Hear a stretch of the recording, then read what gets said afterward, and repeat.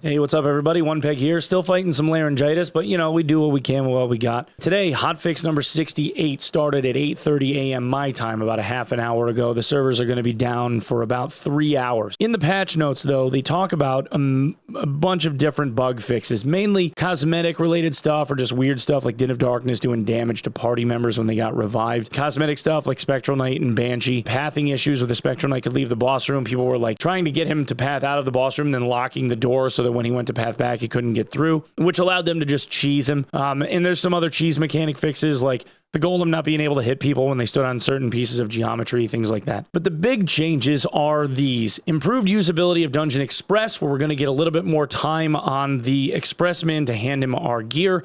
Item drop rates in dungeons being increased rather significantly, so say the developer comments. The season final quest is added, or quests. Typically, there's 2 of them. One of them will give some type of emote or like an emote when you sit down at a campfire or something like that. Last time it was a goblin dance. And then there will be another quest for like a skin of some kind. Maybe we'll get the goblin skin now. Maybe that's what's being added at this point. I don't know. We'll find out. The biggest one here, though, is magic damage to normal monsters changed to negative 25%.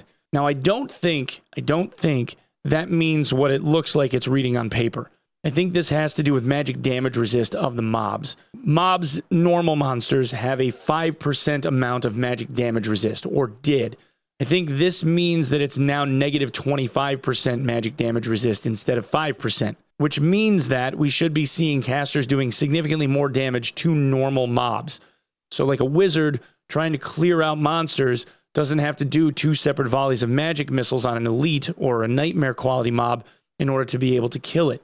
That's kind of big. Now, that has no bearing whatsoever on mini-bosses or bosses. They still have whatever their damage resist numbers are. But all the normal mobs being able to be affected by more magic damage mainly benefits Warlock, Clear, and primarily Wizards. Warlock's kind of always got away with being able to do the Flame Path spam thing, which in and of itself is probably a little bit overtuned because they have just crazy fast clear. But this is a lot of love for Wizards trying to clear rooms. I think it's a good change. Good change.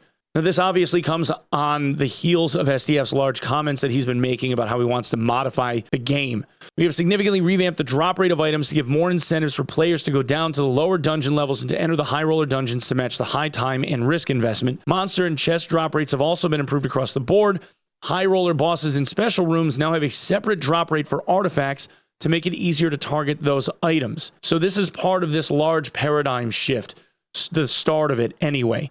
It kind of looks like SDF is trying to ease us into this inch by inch, like a gentleman. If you get that reference, you guys rock. Insofar as the drop rate thing for artifacts, more or less, without boring you guys to tears, the idea was artifact weapons and uniques used to share a drop table with a whole bunch of other stuff. Now they have their own drop tables, which means that whatever the effective drop rate of those items is supposed to be will actually be more realistically reflected that way. This also means things like luck gear will have a much greater effect on the drop rate of those items, which also means it's likely that you end up seeing a whole lot more artifacts and uniques in the loot pool. This could end up being pretty crazy, I guess, moving forward for people that are capable of doing some bossing runs. And for those of you that can't, I would highly suggest finding some guides and learning it. If you want to learn how to kill the Banshee, for instance, I have a guide on that. Go check it out. Anyway, guys, that's what I have for this one. Thank you so much for coming and checking out this video. If you'd be so kind as to sub the channel here, that would be amazing. It really, really does matter. Otherwise, you can check me out live at twitch.tv/onepeg. Otherwise, I suppose I will see you in the next one. Thank you so much for lending me your eyeballs, everyone. We'll see you real soon. Peace.